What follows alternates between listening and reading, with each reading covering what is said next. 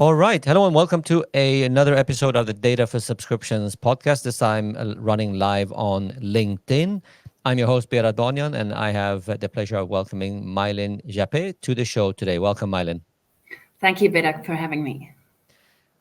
So, Mylin, you head up the subscriptions business over at Acer, and you've done so from the initiation point. So, I am looking forward to you kind of setting the stage by introducing yourself as well as a bit about Acer before we go into the details of our discussions.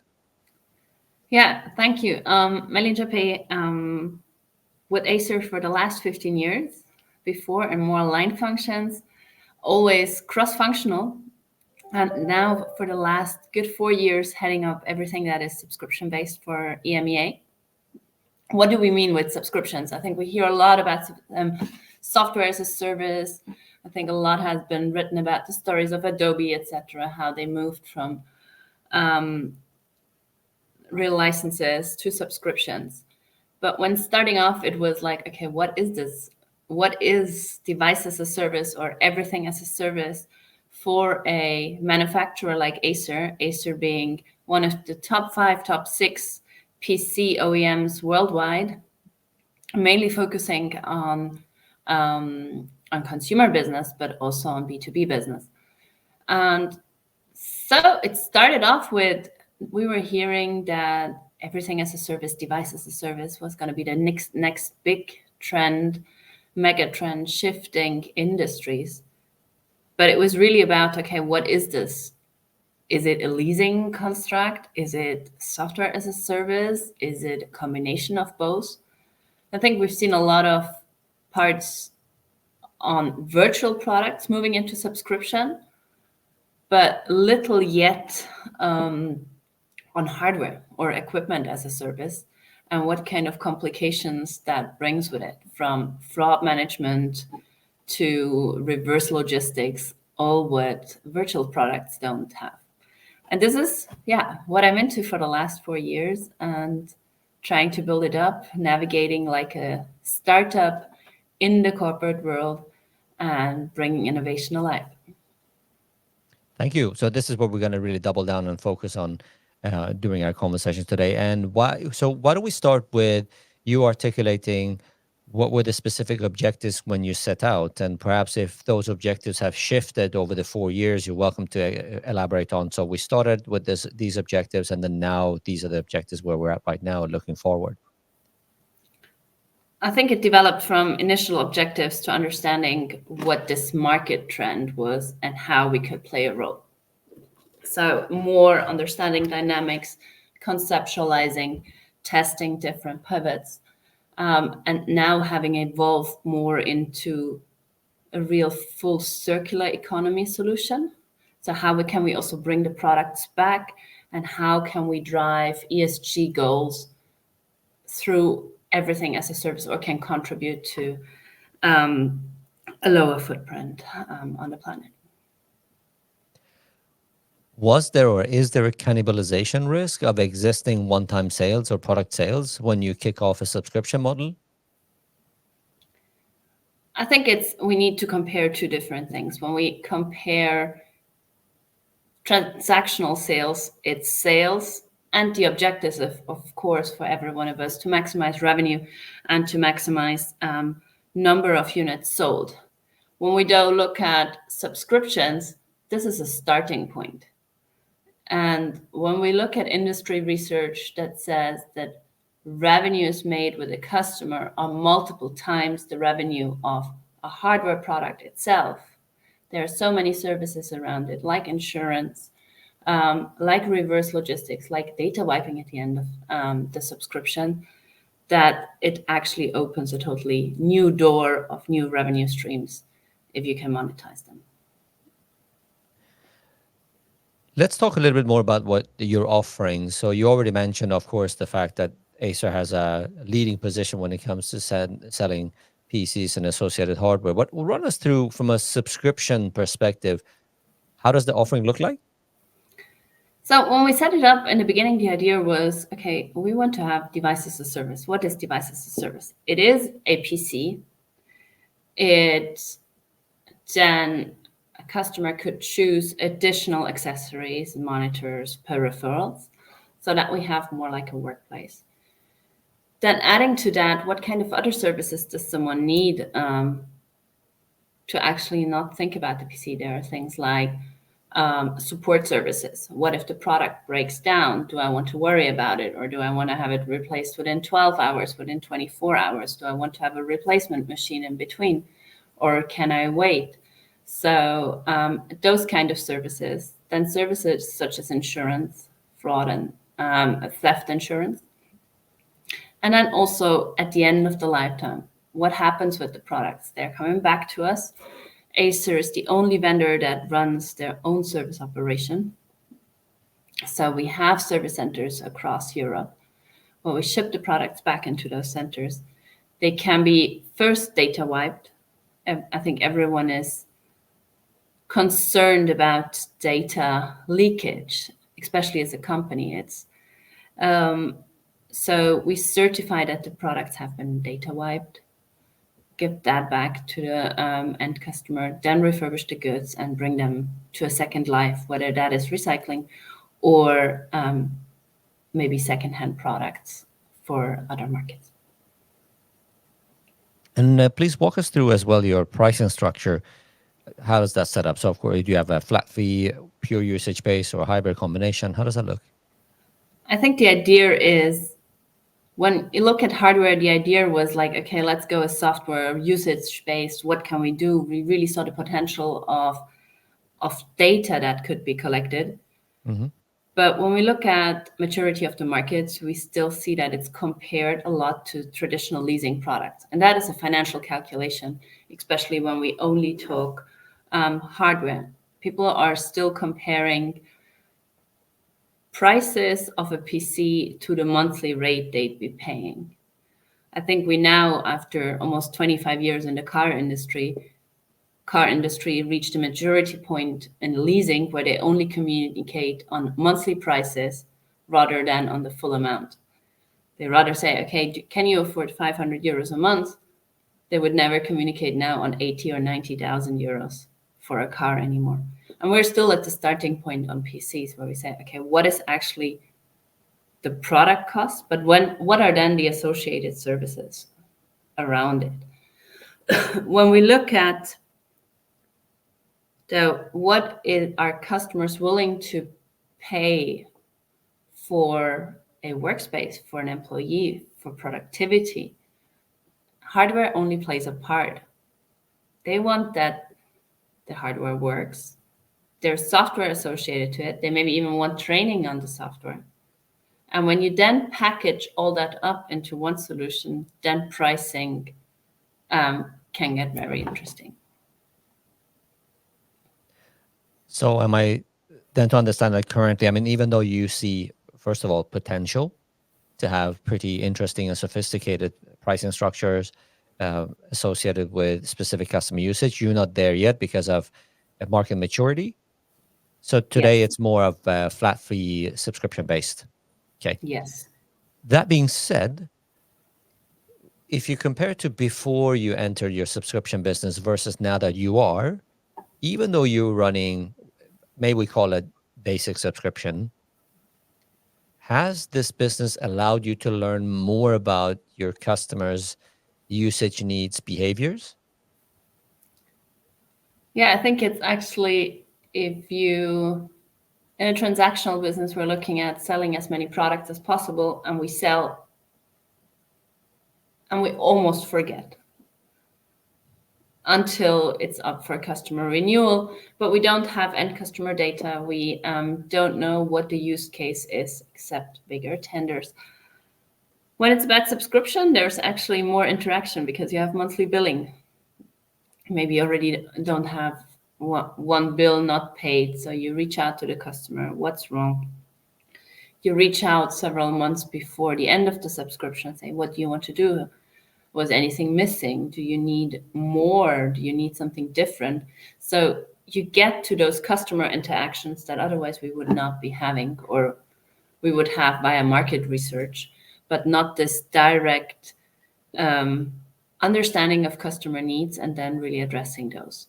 And we see that customer loyalty or stickiness significantly increases. Once you have a customer subscribed, customers are coming back asking, okay, I would need this or that for the front desk. I would need this for data crunchers.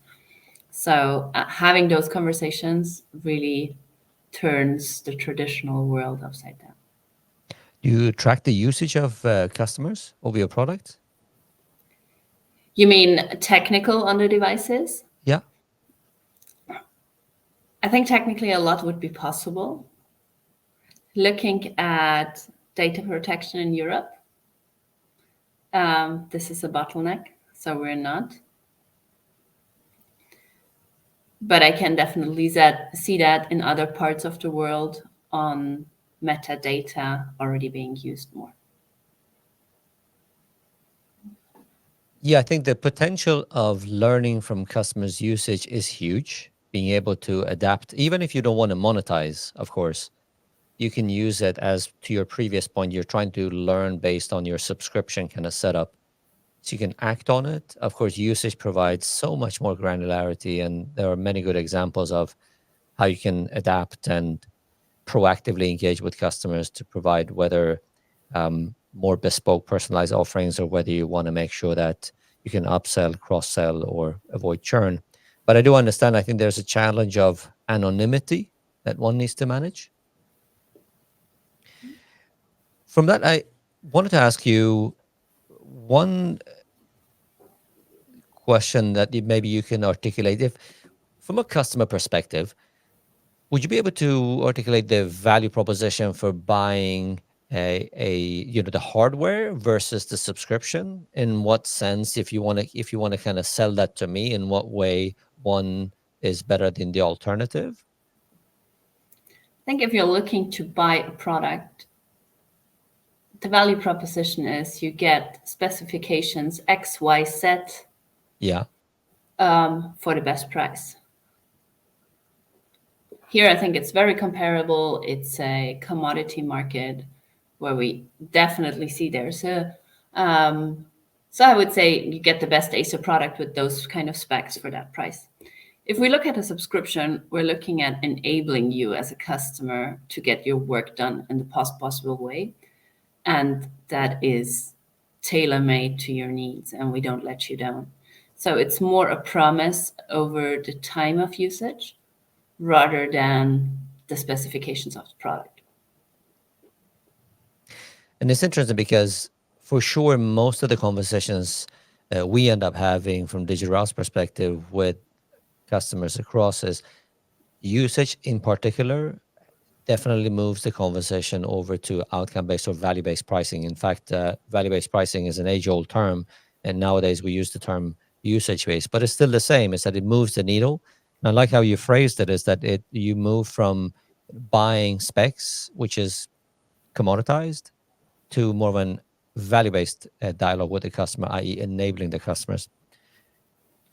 I would love to ask the question to customers: how much are you willing to pay to make your employees more productive? Yeah, that's a really good question. I think you should to your customers and see. I mean, that could be a gauge for you when it comes to kind of finding the right price point, which also is difficult, especially with regards to usage. Meaning that it's a challenge to understand, how do I find the right threshold and the willingness. Would you have a guess yourself, a range? My first question would be, would you pay every one of your employees a coffee a day to be awake at work? Would you put a bottle of water on top? And if that combination makes a difference, whether your employee is productive, happy about the latest technology, then just take that budget and put it in a monthly subscription for a PC. And what's the price point of your give me for the different devices, just give me like 3 different price points. What do you have on the monthly subscription? Depending on the product, I think you can find First, something for around 20 euros a month. Yes. That's And not with a bad. higher, Yeah. That's not. So that's an entry point that's an laptop, entry and then point. exactly, and then Going up to the 60, 70, that is less than a coffee and a water a month, per day. on a monthly basis for sure. Yes. Especially if you calculate on a Starbucks coffee, then I think you'd be set. Then I think During one we week. can put the Porsche on top. Yeah, you see, you have a starting point. Great stuff. I want to talk a bit more about the back end now, because having understood your journey over the 4 years, understanding clearly how you need to pivot so that you have more of a long-term relationship and move the conversation to more of a value-based uh, dialogue and offering. That's all sitting flush with, I think, what most companies want to do. But one of the hurdles, I would say, Mylan, is that your quote to cash and your data management backend typically are not set up to do the subscription journey. So I wanted you to take us back to how did it look like, and what were you thinking about your quote to cash setup in the beginning when you decided to do the subscriptions journey? I think what you're saying, our company's set up for that. Okay, revenue should be tracked with a ERP.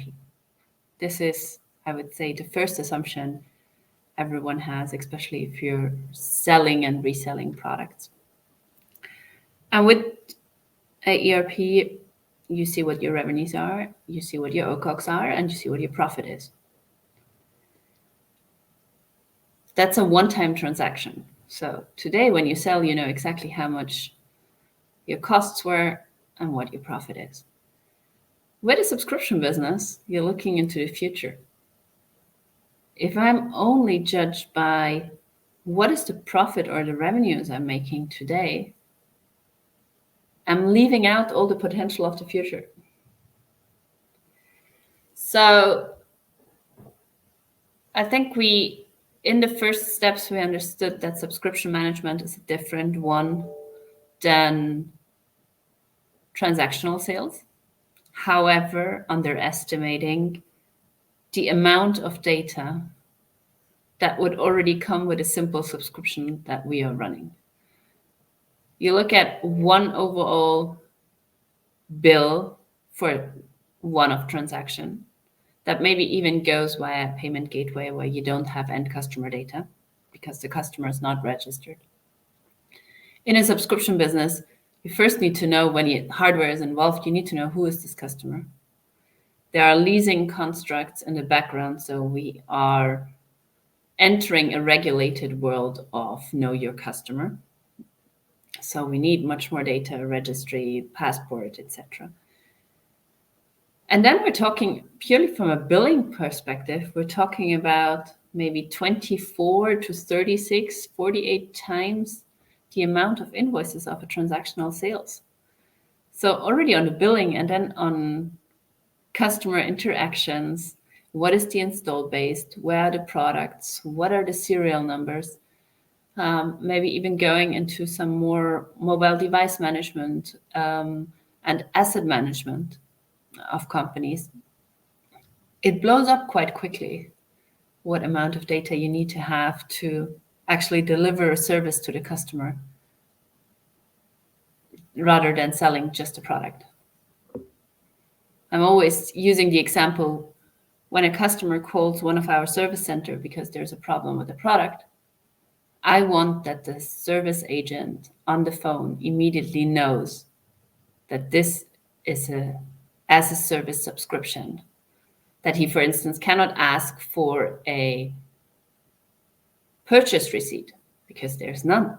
He needs to ask for the subscription number, all kind of this backend data to make sure that customer value service can be delivered needs to be thought, even though starting on a small scale, needs to be thought through right from the beginning. Gotcha. How does your quote to cash structure look like today, Mylan? If you want to just walk us through. We're looking at from a system point of view, we're looking at a big subscription management platform running Sora, and then different systems connected to that. but out of the traditional legacy systems. Gotcha. So obviously, which is typical. I mean, Acer has been around for a long time, producing and selling. So naturally, you have a quote to cash infrastructure in place to be able to manage with that one-time transactional sales. And this is very common. What you describe is that then when you start a subscription journey, you kind of have to connect in and dock into that existing system. But today, if you're using Zora, how do you manage for this quite complicated data backend with the amount of data volumes and complexity that you explained? We're leaving it out of the traditional systems. We're consolidating on a high level only. So a subscription management platform like Zora serves as a subledger, Mm. and we're managing all around that. Does it end up being quite resource intensive? I think the setup needs to be thought through in the beginning so that a lot of the data is automated. That you don't need to check, okay, did we produce X number of invoices? Is the monthly bill right? I think there's a lot of power in digitalization, automation, but the data setup needs to be the right one for the use case.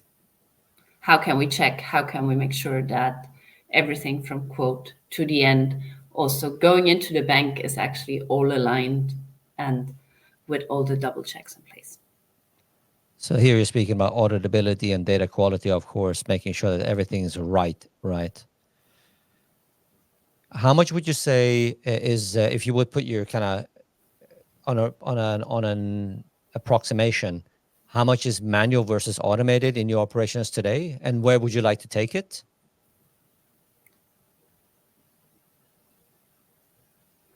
I think there's one, okay, how much of the current operations is automated? There are still manual works where we still need to figure out, okay, what the market demands to have the flexibility. I would say we're automated where the processes are clear and validated.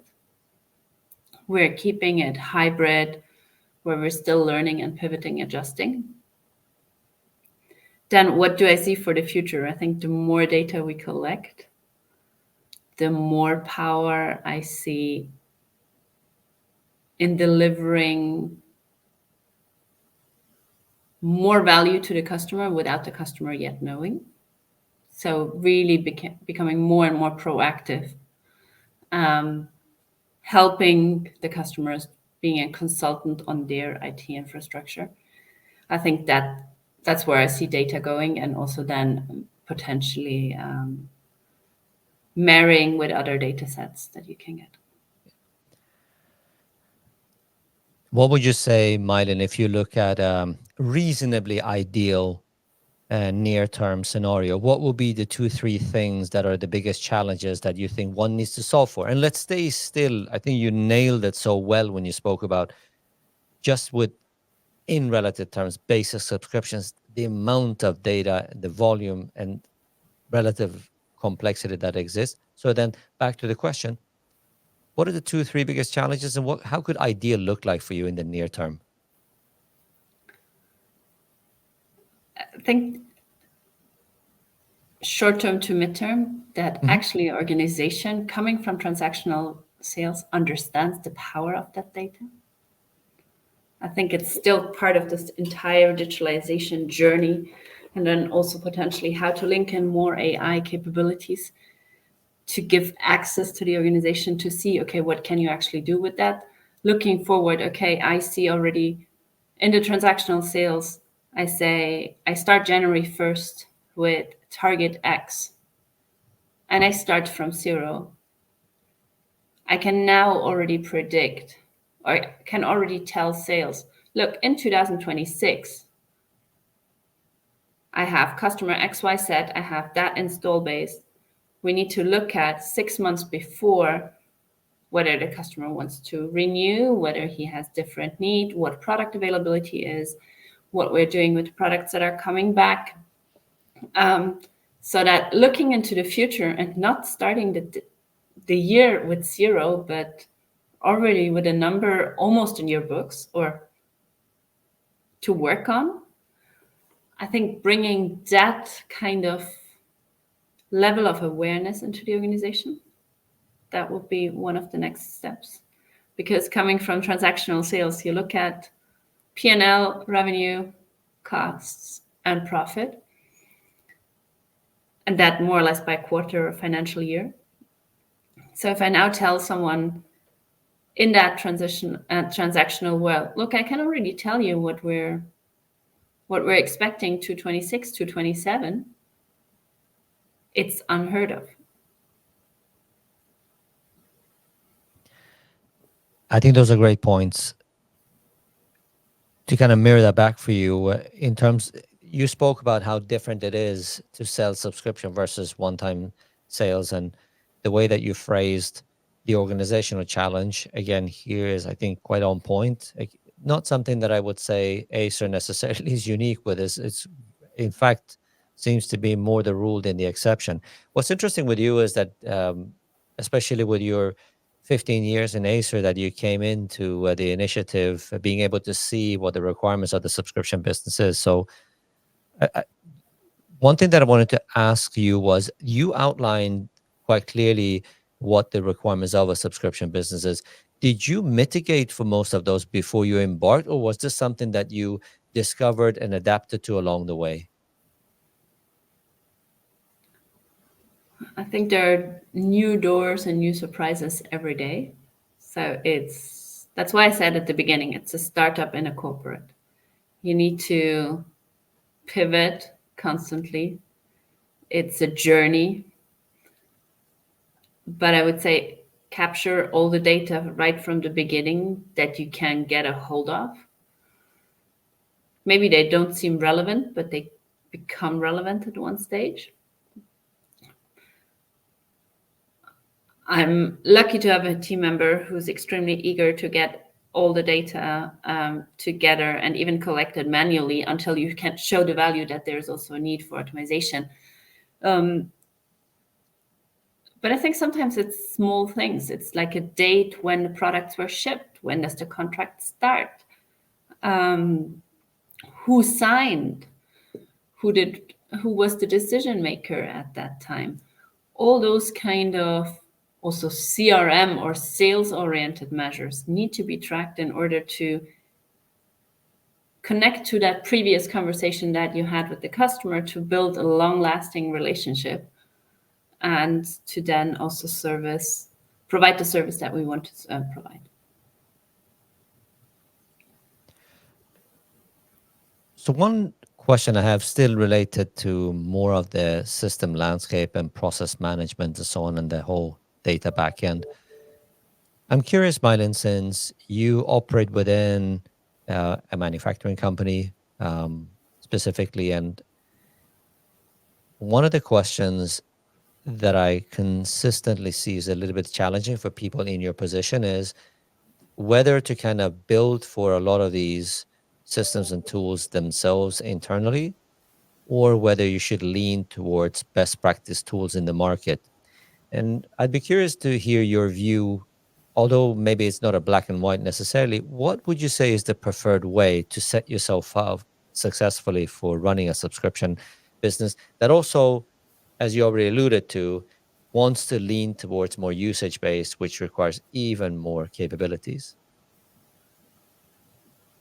I think it depends on the resources that you can allocate right at the beginning. What do you want to prove first? Do you want to prove that there's a market for the solution that you want to bring to market?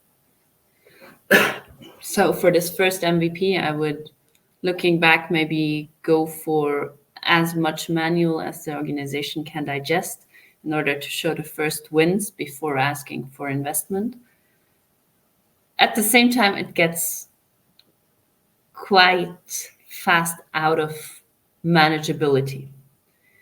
It's especially when we're talking subscriptions, we're not breaking up the revenues. Transactional sales today is maybe 36. We're not saying, okay, it's €1 per month for the next 36 months, but more or less, yes. If I come to a finance person in a transactional sales organization, they will tell me, look, I'm interested in the revenue today. And you're asking me, instead of 36 euros today, to make 5 times the effort to book your €1 every single month. So I think here finding the right balance between how much can you stretch the teams without telling you to get out of the door, um, showing the potential of the solution, and then automizing quite quickly. But I think already right from the beginning, having the framework and being aware that there's a big monster waiting for you that you better address right from the start. I think that's a great piece of advice because, and I just second what you said, is that although you can maybe get started and you can try to squeeze out as much as you can from the resources you have and just managing manually quicker than you think. And that's actually a good thing because the volume that comes quicker than you think actually speaks to the fact that your business is ramping up. But quicker than you think, you suddenly get loads of data.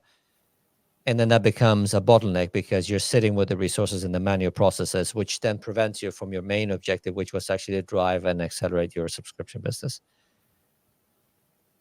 So, Myron, I want to ask you now if we kind of zoom out from the 4 years that you've been running this. What's your vision and the next frontier for Acer subscription business? Now, we spoke about the ideal setup from our quote to cash and system landscape, but then we spoke about short to midterm. Now, I'm looking for, if you stretch the horizon a bit, how does it look like? I think going back to the point that I mentioned in the beginning, that we're looking at partially regulated business, that is financing. I'm seeing a lot of traction, movement in the venture capital space on fintechs that are evolving to finance equipment in a different way. So I think that is a huge potential going forward. And seeing that put into action, what kind of subscriptions can we then really drive on any kind of hardware? What do I mean? Today we're relying on more traditional leasing contracts of typical 18 months, 24 months, 36 months. But what if we find fintechs that can actually give OEMs the possibility to provide flexible subscriptions like software? What if I, as a user, can say, okay, I have 10 contractors for the next 6 months, and I just want to rent the workspace for them, and I want to have everything managed outside. So I think that's a big potential in the fintech space. Then the further we go into this journey, it's the more data we collect, the better we know our customers. I'm curious to see how AI plays a role to automate, to suggest, to extend contracts or finish them earlier, how to bring, and I think that is a huge potential when it comes to the refurbishment space of circular economy. How can we really drive secondhand markets? And we're seeing more and more players in the market that are offering, besides the new products, refurbished products. We're seeing legislation in Europe changing to have in public tenders in some countries a certain percentage of refurbished products. So I think fintech, the entire refurbishment market. And the third part, the more electronics or IT industries move into this subscription-based business, what does it actually mean for supply chain long term? It means predictability. The moment supply chain means, okay, you receive an order and you need to produce against the timeline that the customer gave you. If I now can already tell you in 226, 227, that amount of orders are expected, or this is what we're working on, I can drive supply chain differently. Maybe I can I can go and say 6 months before, we are overstocked. We provide special promotions to customer to refresh early, or we're seeing shortages and we're already preparing customers to use the products maybe longer with special services on top. So I think those are the three big things that can drive equipment as a service or everything service to the next level. Fantastic. Those are some great insights. Before we round off, Miley, I'm going to take a question that has come in from one of the listeners. And this one reads like this: have you already used dedicated customer success managers for your subscription customers, or are you planning to do so soon? I think it's a good question. Also, what is customer success and what is service? If we're looking at a transactional linear model, there's sales and there's after sales service in case of warranty, etc. When we're looking into real subscription, there is no after and before. It's a circle. So it's almost that after sales, what we call after sales today, should become kind of a success manager providing proactive service. We don't have customer success managers in place yet, but it's definitely one of the points for the next years to look into, or how to frame it. Great, thank you. So, as a final set of questions, knowing what you know now, Mylan, as a piece of advice for anybody who wants to follow suit, what is the one advice that you would give with regards to organizational skills that you need to set yourself up for success? And what is the one advice you have when it comes to the technology as and the system capability that you need to set yourself up for success? So one advice for each of the vectors.